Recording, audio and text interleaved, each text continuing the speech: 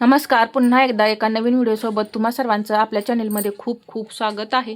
आजच्या व्हिडिओमध्ये मी तुम्हाला कोणताही चार्ट न वापरता एकदम परफेक्ट बाही कटिंग कसं करायचं हे मी तुम्हाला समजावून सांगणार आहे। तर इथे आपण 32 साईजची बाही कटिंग करूया। तर 32 साईजमध्ये सर्वसाधारणपणे 6.5 ते 7 इंच मुंडा घेर असतो। तर आपण 6.5 इंच मुंडा घेरानुसार बाहीचं कटिंग करूया। तर सर्वात पहिल्यांदा आपल्याला घ्यायची असते बाहीची उंची इथं घेणार आहे मी 5 इंच, त्यामध्ये मी प्लस 1 इंच करते। या पद्धतीने इथेही 1 इंच प्लस केलं। कधीही आपल्याला बाहीचं कटिंग करताना मुंडा घेरानुसारच कटिंग करायचं आहे। ब्लाऊजवरती मुंडा मोजा किंवा अंगावरती मुंडा मोजा, तो मुंडा किती आहे पाहूनच बाहीचं कटिंग करायचं आहे। परंतु जेवढं पेपर कटिंगवरती मुंडा असेल तेवढाच आपला बाही कटिंगमध्ये मुंडा आला पाहिजे। नाहीतर पेपर कटिंगवरती मुंडा वेगळा आणि तुम्ही अंगावरती माप घेतलेलं किंवा ब्लाऊजवरती माप घेतलेलं मुंडा वेगळा असं करायचं नाही। जो आपला पेपर कटिंग आहे किंवा डायरेक्ट तुम्ही ब्लाऊजवरती कटिंग केलं असेल तर तो मुंडा मोजायचा आहे। कटिंगमधला मुंडा जो आहे तो मोजायचा आहे आणि मग इथं बाहीचं कटिंग करायचं आहे, तरच तुमची बाही जी आहे ती परफेक्ट तयार होईल।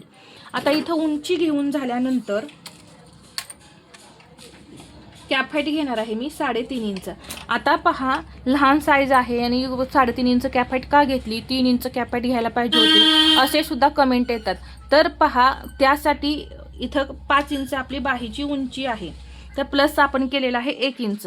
जर 3 इंच आपण इथं घेतलं, पहा या इथे, तर हे अंतर खूप राहते। म्हणजे ही जी उंची आहे इथं बाहीची त्यापेक्षा इथलं जे काखेतलं अंतर आहे ते जास्त होतं आणि मग इथला भाग जो काखेतला भाग असतो तो पुढे येतो आणि इथली बाहीची उंची जी आहे ती वरती सरकते, उंची कमी होते। ही उंची कमी दिसते आणि ही उंची जास्त दिसते।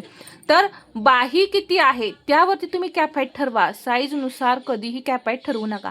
4 इंचाची बाही किंवा 3.5 इंचाची बाही असेल तर तुम्ही इथं 3 इंच 2.5 इंच अशी कॅप हाईट ठेवू शकता। परंतु इथे 5 इंचाची बाही आहे म्हणून पहा, इथं मी 3.5 इंच कॅप हाईट घेतल्यानंतर हे 2.5 इंच आपलं इथं शिल्लक आहे। आता जातं किती आपलं मार्जिन, जास्तीत जास्त 1.25 इंच मार्जिन जातं।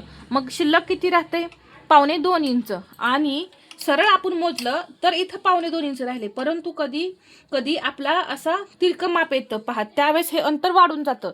तर ते अंतर किती राहील हे सुद्धा मी तुम्हाला इथे सांगेन, म्हणजे सर्व तुमच्या प्रश्नांची उत्तरं इथं तुम्हाला मिळून जातील। आता इथं मी 3.5 इंच कॅप हाईट घेतल्यानंतर एक लाईन ओढून घेतली आणि हा जो 6.5 इंच मुंडा घेर आहे तो मी या लाईन होती, मी आधी इथले चेक करते। पहा इथं, पहा ही लाईन इथे येत आहे, थोडीशी मला तिरकी वाटत होती म्हणून पहा या पद्धतीने मी ही करून घेतली।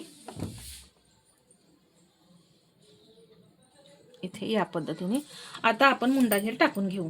तर इथून 6.5 इंच पहा इथे या इथे हा पॉइंट आला आणि याच्या पुढे हे मार्जिन असणार आहे। तर त्याआधी आपण आकार देऊन घेऊ बाहीला। तर 6.5 इंच जिथं आलंय तिथून एक तिरकी लाईन ओढून घ्यायची आणि या लाईनचे समसमान 4 भाग करून घ्यायचे।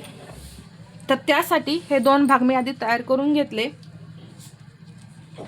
परत मी हा जो एक भाग आहे इथे त्याचे 2 भाग करून घेतले आणि इथे सुद्धा हा एक भाग आहे त्याचे 2 भाग मी तयार करून घेतलेले आहेत। अर्धा इंच इथे वाढवायचं, अर्धा इंच इथे वाढवायचं आणि अर्धा इंच इथे खाली वाढवायचं। हे 3 पॉइंट घ्यायचे आणि पाठीमागचा आकार देण्यासाठी परत आपल्याला 2 पॉइंट पाव इंचाने वाढवावे लागतात। तर ते कुठे ते मी सांगते।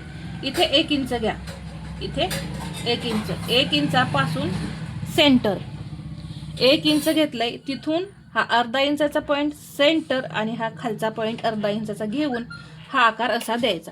इथे खाली येऊ द्यायचा नाही, पहा या पद्धतीने हा आकार द्यायचा। तर हा झाला आपला बाहीचा पुढचा आकार।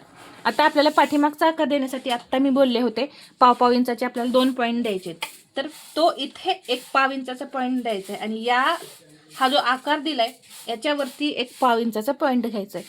पाव इंचाचा पॉइंट म्हणजे किती, फक्त 2 लाईन पहा, या 1 इंचाच्या पुढे या 2 लाईन म्हणजे पाव इंच।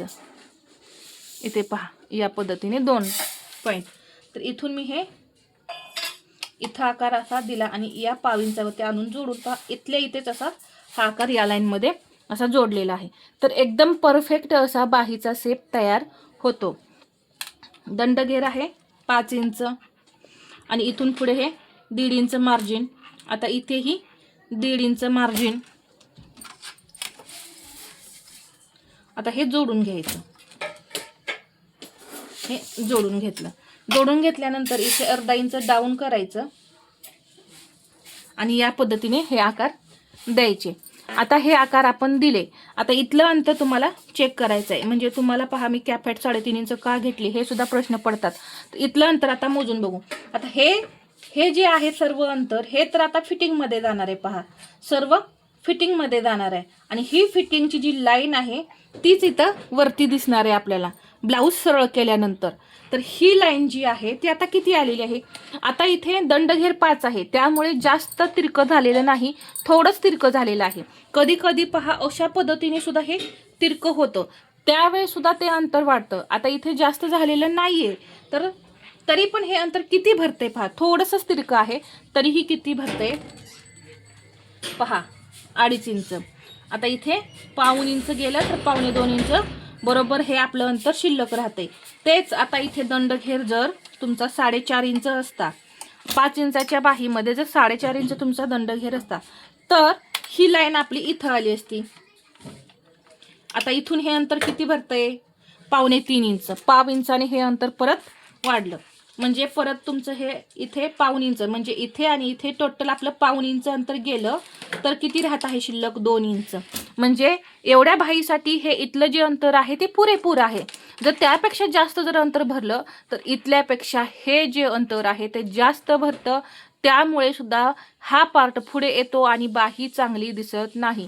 त्यासाठी आपल्याला बाहीच्या उंचीनुसार कॅपाईट घ्यायची आहे. म्हणून मी नेहमी कोणतीही साईज असो 5 इंचाच्या पुढे म्हणजे 5 इंचापासून स्टार्ट करते 3.5 इंच कॅपाईट घ्यायला. ती एकदम बरोबर बाही बसते. पहा तुम्ही सुद्धा एकदा नक्की ट्राय करा, तुमची बाही अजिबात बिघडणार नाही. एकदम छोटी बाही असेल, मेगा बाही असेल, 3 इंचाची बाही असेल किंवा 3.5-4 इंचापर्यंत तुम्ही 3 इंच कॅपाईट घ्या. 4 इंचाच्या बाहीमध्ये तुम्ही 3 इंच कॅपाईट घेऊ शकता. 3.5, 3 आणि मेगा बाही असेल तुमची 2.5 इंचाची समजा तर त्यामध्ये तुम्ही परत ते अंतर कमी करायचं आहे, हे लक्षात घ्या. तर बाहीच्या उंचीनुसार आपली पक्की किती कॅपाईट घ्यायची आहे हे सुद्धा तुम्हाला ठरवायचं आहे. मी बऱ्याच वेळा वेगवेगळ्या उंचीनुसार बाहीचं कटिंग दाखवलंय, त्यामध्ये सुद्धा सांगितलंय. कॅपाईट चार्ट सुद्धा मी दिलेला आहे, त्यामध्ये सुद्धा मी सांगितलेलं आहे किती कॅपाईट घ्यायची असते. तर हा आजचा व्हिडिओ तुम्हाला कसा वाटला हे मला कमेंटमध्ये सांगायचं आहे. आणि हे बाही कटिंग मी दाखवलं ते कसं वाटलं हे सुद्धा मला कमेंटमध्ये सांगा. आणि आजचा व्हिडिओ आवडला असेल तर लाईक करा, शेअर करा आणि असेच नवनवीन व्हिडिओ पाहण्यासाठी आपल्या चॅनलला सबस्क्राईब करायला विसरू नका. धन्यवाद.